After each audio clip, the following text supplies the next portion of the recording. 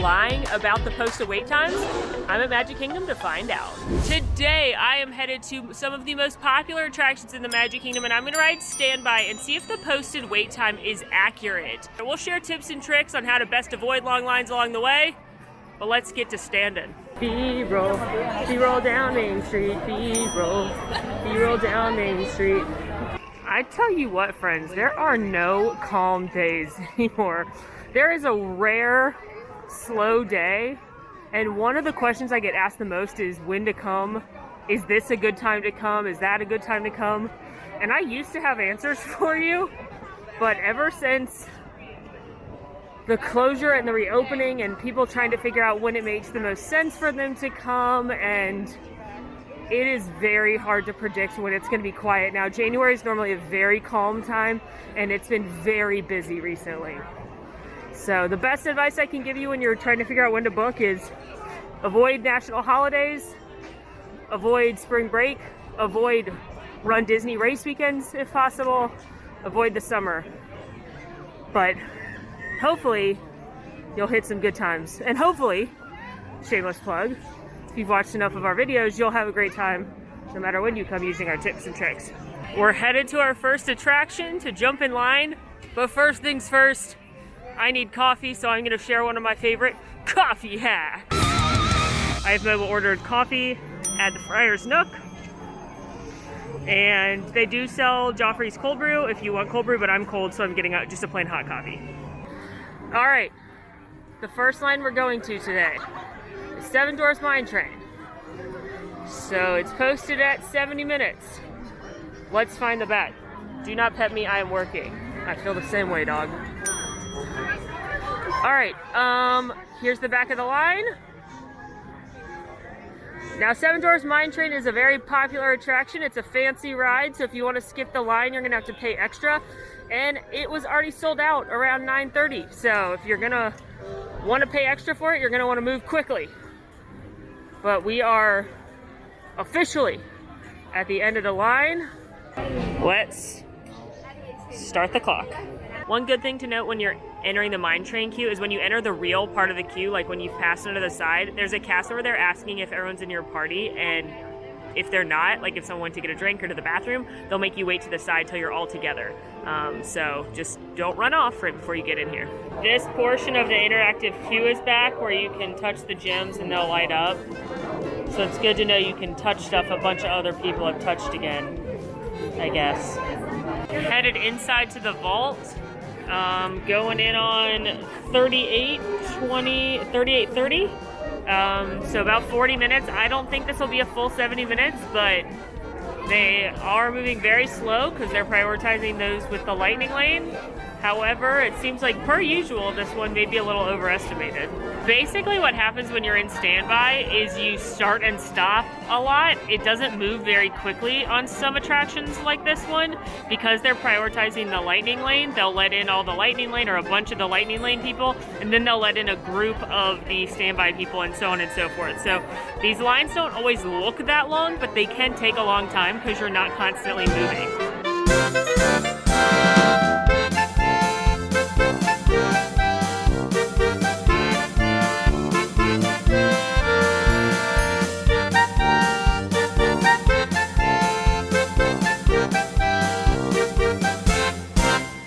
7 Dwarfs Mine Train check. I don't ride that ride very much because that always has such a long line, but it is so fun. Hold on. I just got new earrings, and I'm afraid I'm going to rip one out by taking my mask off. I love that attraction, and I don't ride it that much because it has such a long line, but it's really fun whenever I do. So, all right, 7 Dwarfs Mine Train had a posted 70-minute wait, and it ended up being 55. I think that's fair. Disney does like to put a buffer on their attractions. It's always an estimated wait, and they'd rather it be a few minutes over, so that way if it's under, you're happy, as opposed to if they'd posted it at 50 or 55 and then I had waited 60 or 65, I might have been annoyed. I think anywhere within like a 15-minute over is great.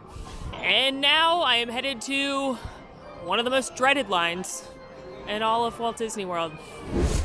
Peter Pan, I'm coming for you.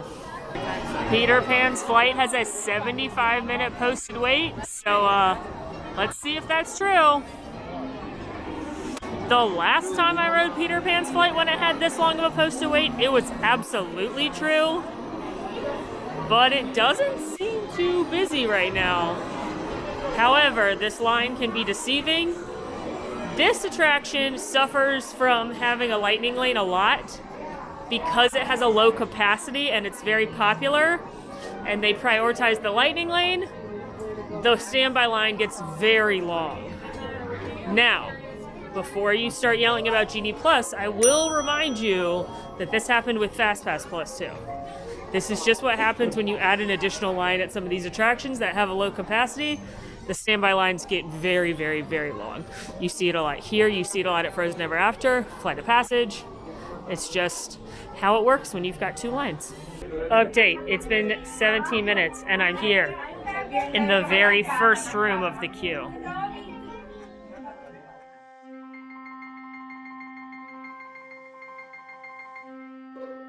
Oh, Nana. Oh, Nana.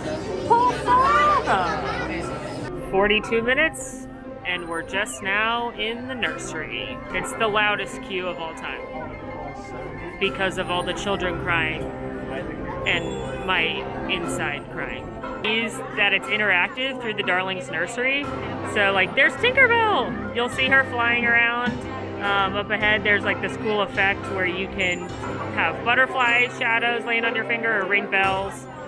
But 53 minutes in, this is where we're at. Cool. The effect's not even on. I apologize for the inconvenience and thank you for your patience and understanding.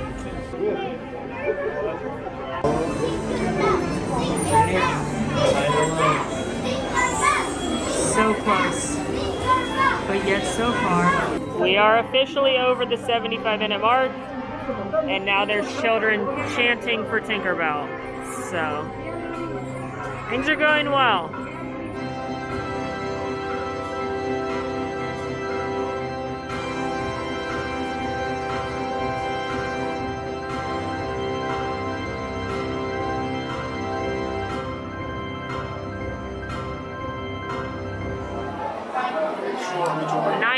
Minutes.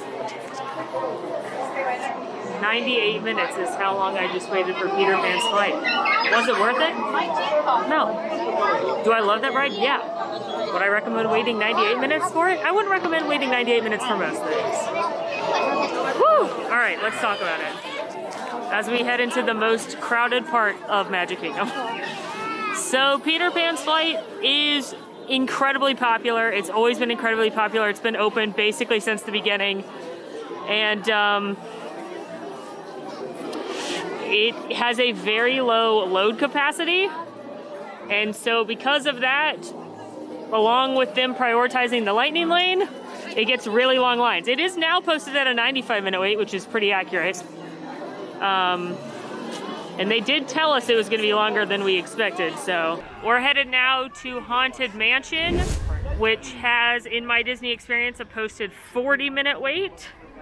So let's start that clock. One thing I will say about Haunted Mansion is it usually tends to move faster because it's an omni-mover ride, which means it never stops moving unless they're loading like a wheelchair party or something. However, you never know what could happen, and it is working its way down to buy the Liberty Bell. So, here we go. It is very busy here today.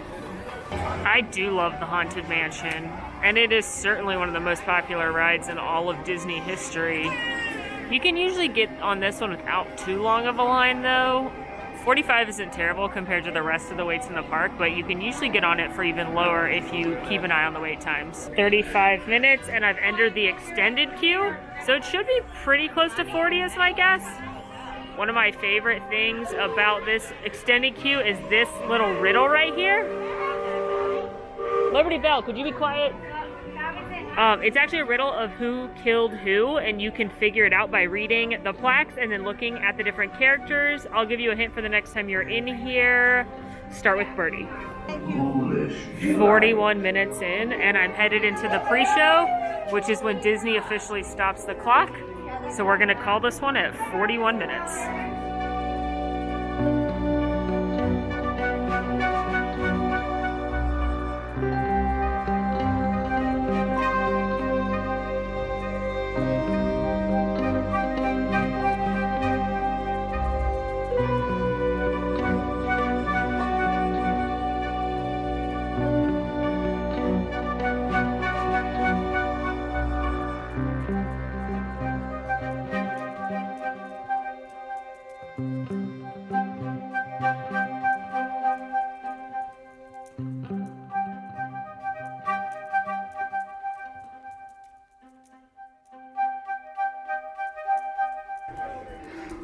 All right, mansion done. It was pretty spot on the money. It was like 1 minute over, so accuracy is good here. The ghost must be tinkering with it.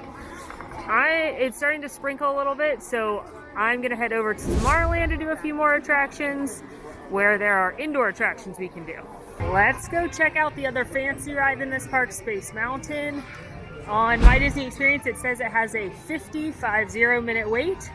So this is one you'd have to pay individually if you wanted to skip the line. And I will tell you, there's spots available in 20 minutes. So for $7, I could avoid this line. But that's not the science we're doing today. We're gonna get in the line and start the clock. Wait, that was the lightning lane. I lied to you. We're gonna get in the line here and start the clock. The lightning lane can often look really busy and backed up, but rest assured they are going to prioritize you. So I also will remind you that the lightning lane doesn't mean it's a walk-on, it just means it's significantly shorter than the posted time. All right, now start the clock.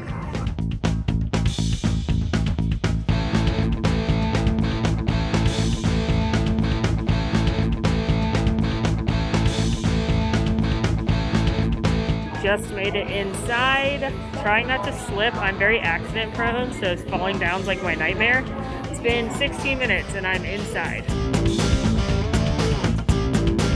Finally made it up to the load platform and we are at 45 minutes. So it's safe to say this will be longer than 50 minutes. And there's our hour mark. And as you can see, we are still weaving in the down and back up here in the launch port.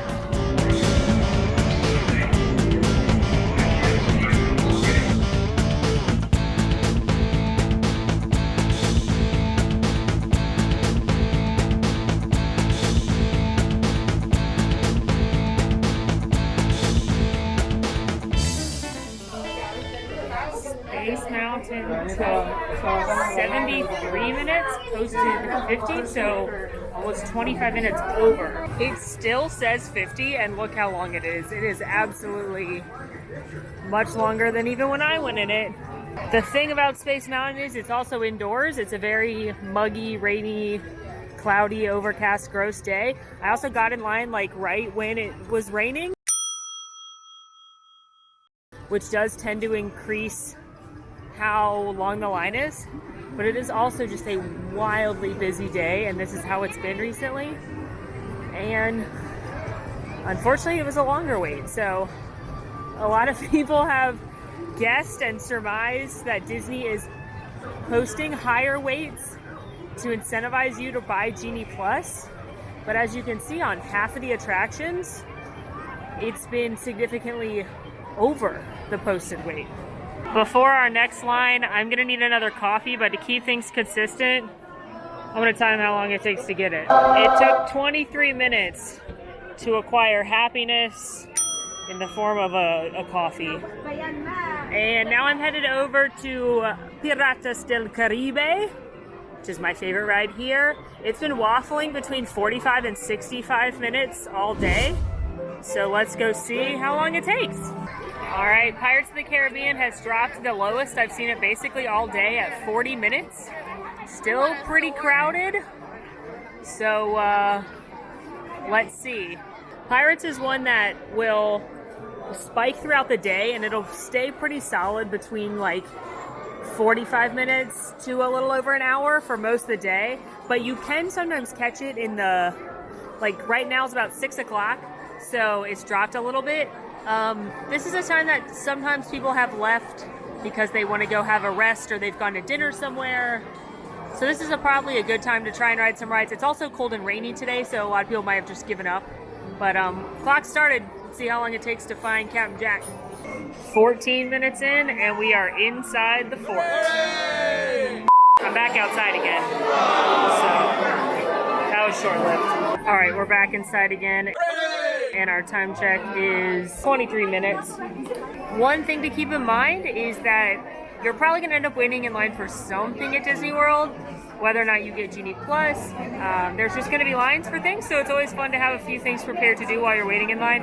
I know a lot of people like to play Heads Up or other games on their phone. You can do the Play Disney Parks app. If you've got little ones, it's always good to have some kind of activities or toys that you can pull out so that they're entertained. You know, you can converse with your family and friends. I like to have really weird conversations with my friends and family, like if you were going to a deserted island, what's the one thing you would bring with you? If you had to eliminate one of the Walt Disney World theme parks, which one would you say goodbye to? Or someone asked me on Instagram the other day, does Mike Wazowski blink or wink? I haven't stopped thinking about it since, so discuss.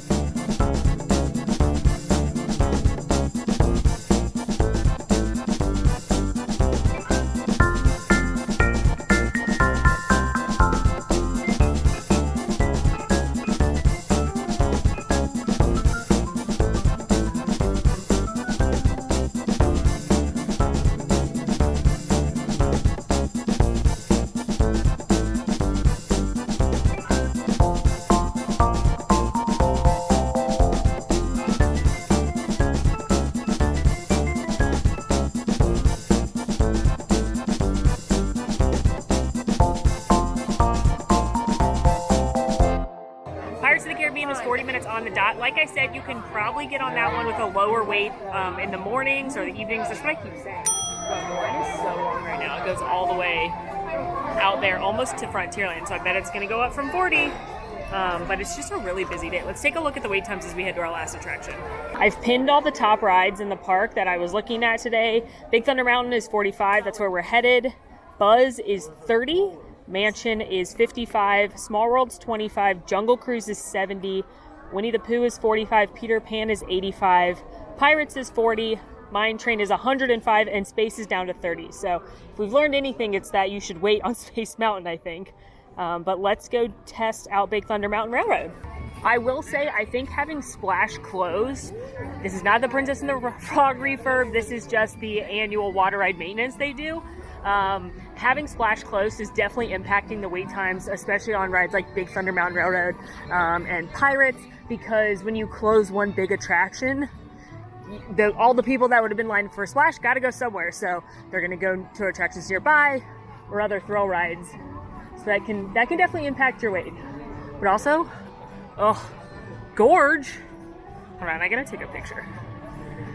You know, sometimes you just gotta do things for the gram. One thing people don't realize that we have on our website is a wallpaper gallery. So some of my favorite pictures of Wizarding World and Walt Disney World, as well as other people's on our teams, are in there, and you can download them for free for your phone or your computer if you want to bring a little magic to your devices. So just something I thought I'd remind you we have. And now let's go ride Big Thunder. 45-minute wait. One thing that is nice about being in lines is you may notice some cool Easter eggs and details like this. T.W. Baxter, that's for Tony Baxter, the Imagineer that made this. I didn't know that was there, but I was just looking at this stuff and I saw it. Actually, I do know that you can see Tony Baxter in here. I'm going to find out. He's in the queue. Whoa, I found more cool details. Like that Wild Wolf Yorger, that's for Fred Yorger. He's the Imagineer that does a lot of rock stuff like on this ride. And Mark has to be Mark Davis. Wow, but I'm still looking for Tony. Tony, where are you? Light 'em and hide explosives, LOL, but not Tony. Time check, 16 minutes. This one's moving pretty quick. So especially compared to some of the other lines I've been in today, I've been pretty much constantly moving. Tony! Tony! Tony! I found him.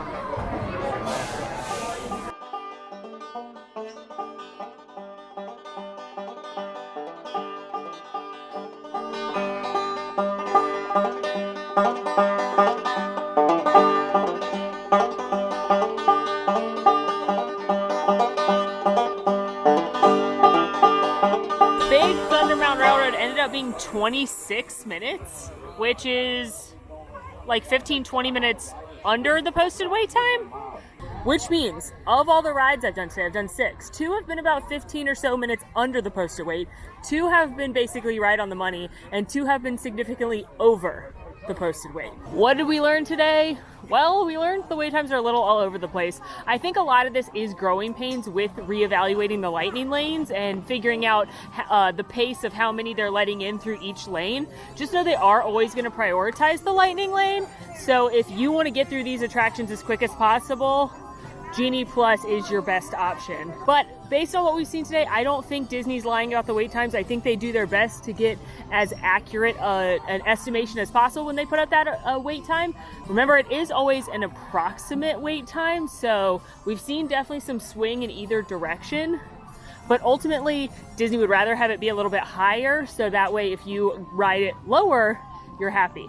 There is a way to avoid most of the lines at Magic Kingdom with the right strategy, getting here at the right times, especially if you're a resort guest and taking advantage of extra hours. You can ride a lot of the stuff with little to no wait, first thing in the morning, last thing at night. And again, Genie Plus can help you, but even with Genie Plus, you're gonna need strategy on how to conquer this park. There's just a lot of heavy hitters, and on busy days like today, not only will the heavy hitters have really long lines, but the kind of tier 2 attractions also end up with long lines. So you just need to have a strategy. My best advice is plan like it's gonna be busy when you come to Walt Disney World. Make a list of your top things you need to do in each park, your top attractions, your top shows and parades, entertainment, and your top eats. Work on making a strategy to get those things done, and anything else you get to do is added bonus fun. I've got a perfect day in Magic Kingdom on the books to film, so we will have that for you. I'm gonna do a mix of lightning lanes with Genie Plus and not lightning lanes, so we'll share more tips and tricks on how to navigate this park, so stay tuned for that. We're gonna do this at the other parks. Let us know your questions down in the comments. In the meantime, go watch my Genie Plus Park Hopper Challenge to help you use Genie Plus in the parks. Thanks for watching. Bye.